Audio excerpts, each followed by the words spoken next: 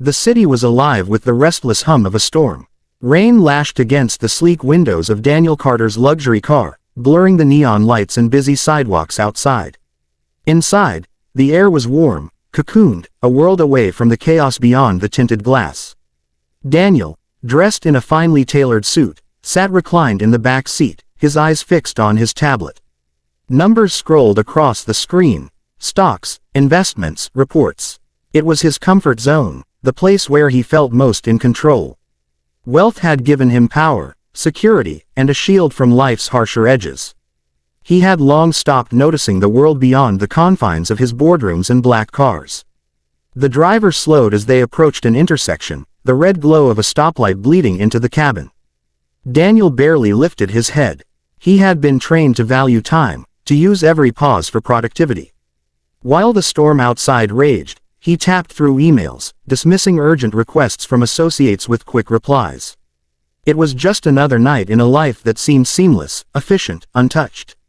But then, in a moment as fleeting as the beat of a heart, something outside caught his attention. At first, it was only a shape, a blurred outline against the dark pavement. The rain distorted everything, but there was movement, a flicker of life where there should have been none. Daniel leaned closer to the glass, squinting past the raindrops.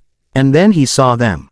An elderly couple, crumpled on the sidewalk as though the weight of the storm had broken them. The man's body was hunched forward protectively over the woman, his trembling hands clutching her shoulder. She lay partially slumped against him, her silver hair plastered to her face by the rain, her thin lips moving faintly as if whispering something only he could hear. Daniel blinked, stunned, unsure if his eyes were deceiving him. People hurried past, heads bowed, umbrellas raised like shields against responsibility. No one stopped, no one even slowed. The city, relentless in its rhythm, moved on without a glance. A strange heaviness settled in Daniel's chest, something he hadn't felt in years. It wasn't pity exactly, it was deeper, sharper, almost like guilt. The driver shifted uncomfortably in his seat. "Sir," he said carefully, "we'll be moving once the light changes." But Daniel didn't answer. His tablet lay forgotten on the leather seat beside him.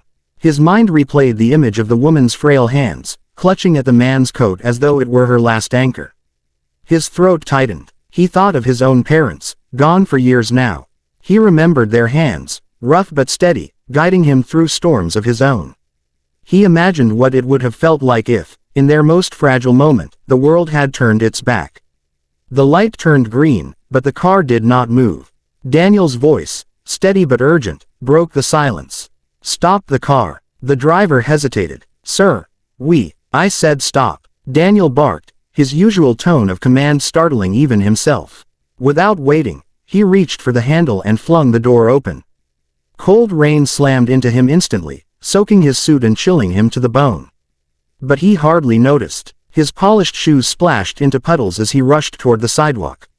Kneeling beside the couple, Daniel felt the harsh reality of their condition up close.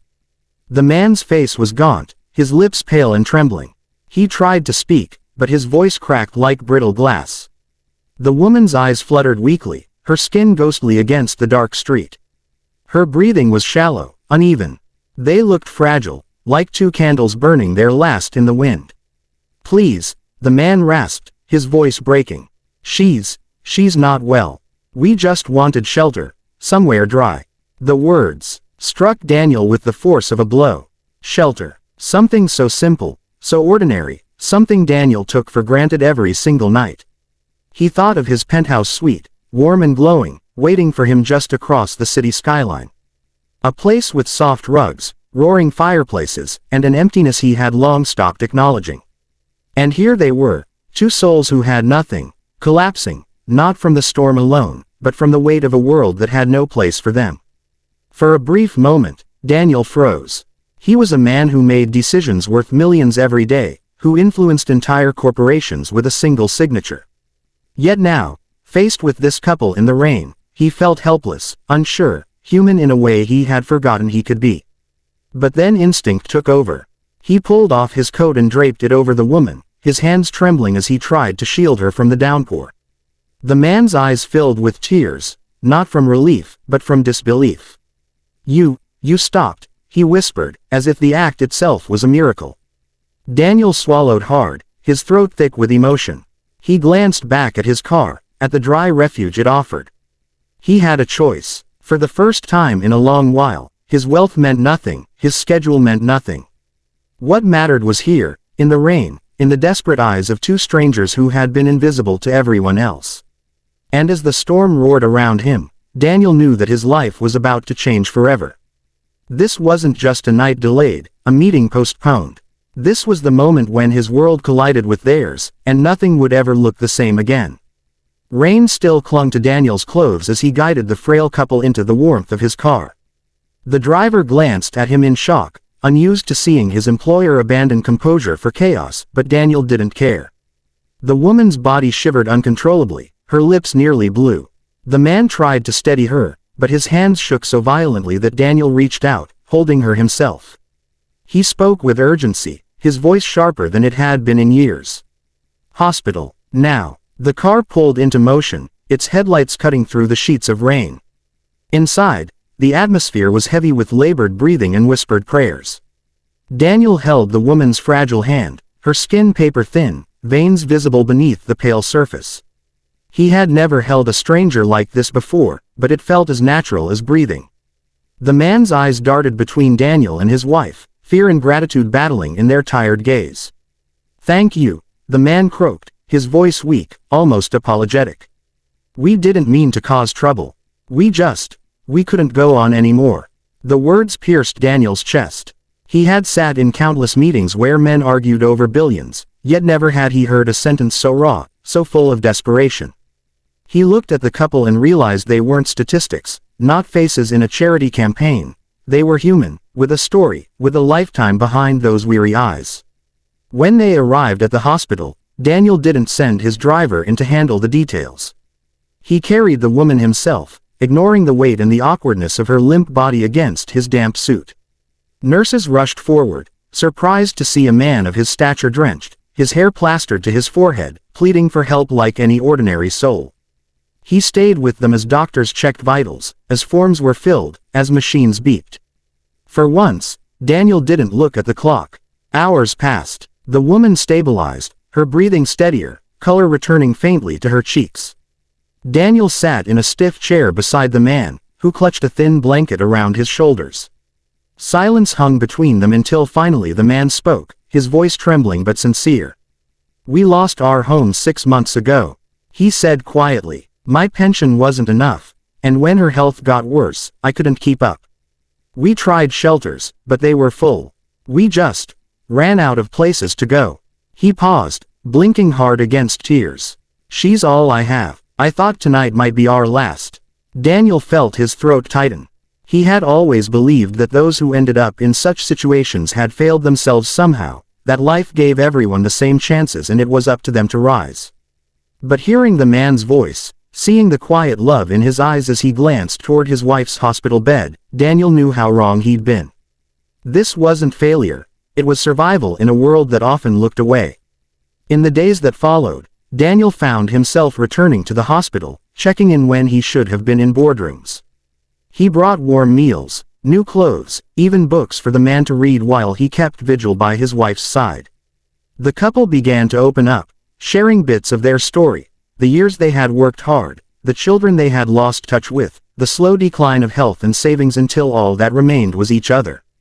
Their dignity had been stripped piece by piece, until even the rain had become an enemy too strong to fight. For Daniel, each visit chipped away at the walls he had built around his heart. He remembered nights in his youth when his own parents had struggled, though he had forgotten those years once money came. He remembered the promises he had made, that if he ever had enough, he'd use it to make life better for others. Somewhere along the line, he had buried those promises beneath contracts and profits. But now, sitting at the bedside of two people who had nothing, the promises came alive again. When the doctors declared the woman stable enough to leave, Daniel knew what he had to do. He arranged not only for their hospital bills to be cleared but also for temporary housing, a small, cozy apartment close to town. He stocked the pantry, furnished the rooms, and made sure they had access to medical care. He didn't tell them everything at once, only led them there gently, watching their disbelief melt into tears as they stepped into a place they could finally call home. The woman clung to his hand, her voice trembling. "Why would you do all this for us? You don't even know us." Daniel's eyes softened. "Because for too long, I thought knowing people didn't matter. I thought money was enough. But that night, you reminded me what's real. You reminded me that wealth means nothing if it isn't used to lift someone else." The man, his voice breaking, whispered, "You saved our lives." Daniel shook his head. "No, you saved mine." From that day on, Daniel's life shifted. He still ran his companies, still made decisions that moved markets, but his heart no longer belonged solely to numbers. He created programs to support the homeless, funded shelters, and ensured medical care for those who had none. And every so often, he would stop by the little apartment, bringing flowers or groceries, just to sit and listen to the stories of the couple who had changed him in the rain. For Daniel Carter, the millionaire who once measured success by profit margins, the truth had become clear: the greatest return on investment wasn't money doubled or power gained. It was hope restored, dignity returned, and lives touched by compassion. On quiet evenings, when the storm clouds rolled across the city once more, Daniel would think of that night. The rain, the desperation, the moment he chose to step outside his car. And he would smile, knowing that sometimes, a single act of kindness can rewrite not just one life, but 2, 3, and countless more. Because true wealth, he had learned, is never counted in dollars, it is counted in the hearts you choose to heal.